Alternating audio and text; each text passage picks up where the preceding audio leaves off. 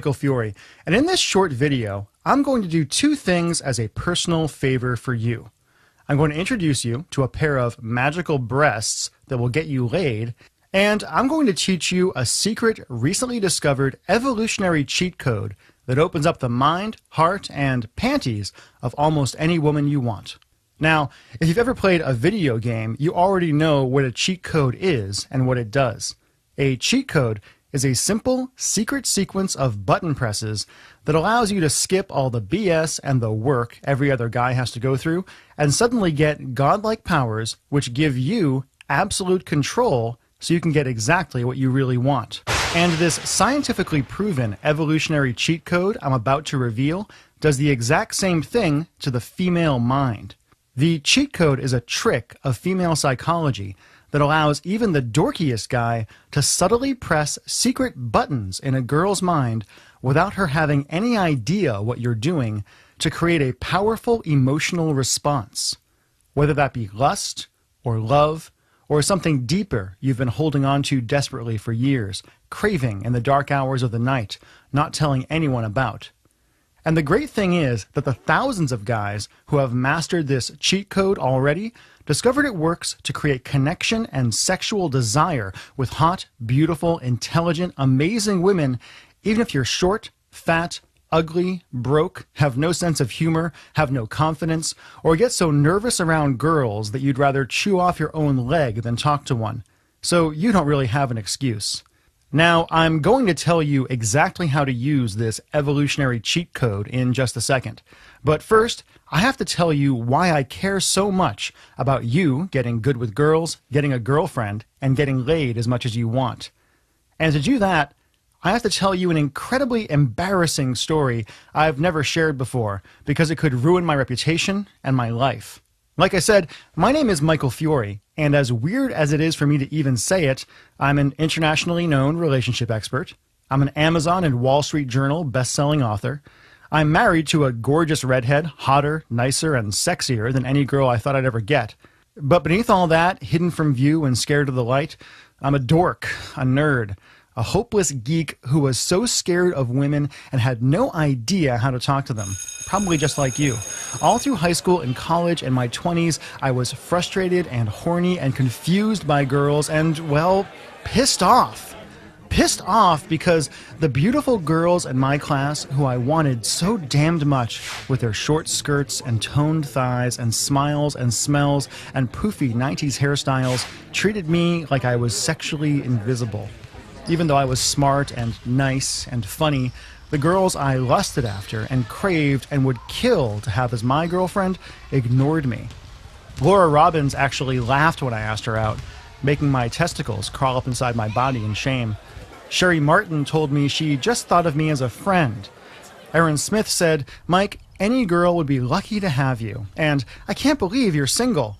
And these same girls threw themselves at the dumb jocks and idiots who treated them like crap, used them, and broke their hearts, while I just stood there and watched. And of course, like a sucker, I was there when they came crying back to me afterwards, like Sarah Reynolds did, sobbing about why she couldn't just find a nice guy who would treat her right, while I was right there, gritting my teeth and ready to do anything for her or to her. But she just ignored me, like every girl did. It wasn't her fault. I'll explain why in a second, but she thought of me as some emotional Ken doll. Fun to toy with, but that's it. College was like being an accidental vegetarian at the all-you-can-eat sex buffet. Absolutely gorgeous women everywhere, yet I continued to sexually starve. My dad would call me up and say, "Mike, you must be swimming in girls." And I'd lie to him and say, "Oh yeah, Dad." But I wasn't. In fact, I can count the number of women I slept with in college on 2 fingers of one hand. They weren't that attractive, and I think they only slept with me out of pity or to save their own low self-esteem. After college, I moved to LA and spent 2 long years in a sexual desert. I was working in the TV industry, and everywhere I'd go, I'd see models and actresses and porn stars and toned, tanned flesh. But, and this is embarrassing, the only female contact I got was when I tricked a coworker into giving me a hug. Heather was stressed out about a production budget at work, and I said, "Oh, poor thing," and hugged her like I was her brother. And even though it was just a joke to her, even though I wasn't even attracted to her, I stole that fake affection. I just savored that touch for as long as she would let me, feeling the heat from her body, smelling her hair, wanting more than anything to be wanted. And for 8 more years, things actually got worse. I moved to Seattle and fell into and out of a horrible, sexless relationship where we fought constantly, and she made me ashamed of my sex drive, my penis, my desire to sleep with the woman I thought I loved. Once I was single, I read books by pickup artists and felt this mix of desperate hope and horrible disgust welling up inside me as I tried using lame lines on drunk chicks at clubs. And even though once or twice I got a girl to go home with me for clumsy, passionless, disconnected sex, I just got lonelier. I just felt more hollow. I just watched more porn and got angrier and more pissed off. Angry at the smart, amazing, beautiful girls I wanted who would never fall for lines and who just ignored me, put me in the friend zone, or laughed at the lame lines I'd learned from gurus and called me a player behind my back. At the tall, confident guys the hottest chicks wanted and passed me over for again and again. And most of all, I was so angry at myself for not being good enough, for being desperately unattractive, no matter how much I worked out or how I dressed, for not understanding what women actually wanted, needed to truly fall for a guy and give themselves to a guy, mind, body, and soul. So what changed everything about my life? What made women easy? What gave me the power to connect with women so they actually approached, hit on, and talked to me? Remember when I told you I was going to introduce you to a pair of magical breasts? I was in Las Vegas at a business conference 4 years ago when I first saw Miss X. She was hot, short, in spiky heels, pretty. She had, and has, amazing breasts. I'm not proud to say it, but I tried a line on her I'd read in some pickup book and watched in horror as her eyes got wide, her mouth formed into a smile, and she laughed at me. See, Miss X wasn't just some hot chick at the hotel bar. She was actually kind of famous. She was a girl who was famous for helping geeky guys like me get girls. She had a podcast, she wrote for magazines, and she was even on TV all the time. And sitting there at the bar, she looked at me and she said, "I'm not going to sleep with you, but if you want me to, I'll teach you the 3 steps to let you play women like a video game. To seduce, date, marry any girl you want." A little confused, I said, "Sure." And I sat down and we started talking. Within minutes, I was opening up about everything. About my fumbling attempts to get a great girlfriend since high school, my failed career as a pickup artist who hated using lines on girls but had no idea what else to do. About my confusion around women, about my anger.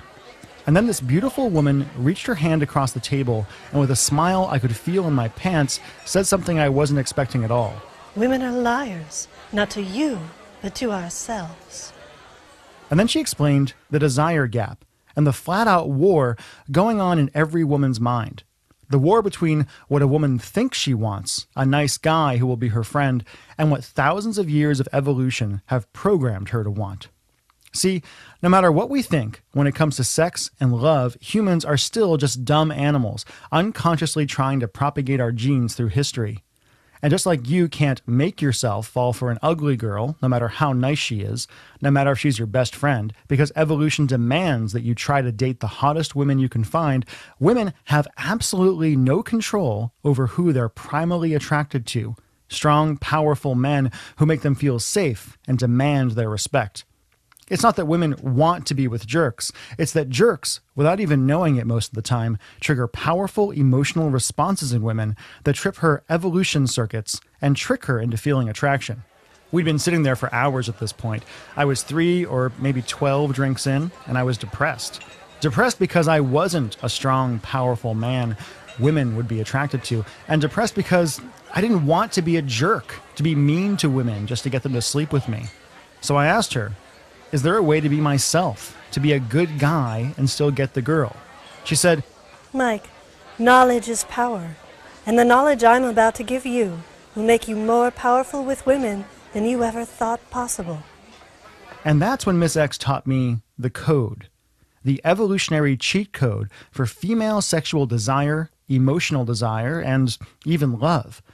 And then she explained, to get a woman to want you more than she's wanted any other man, to kick you out of the friend zone forever, to give herself to you absolutely, You just have to press 3 buttons in her mind.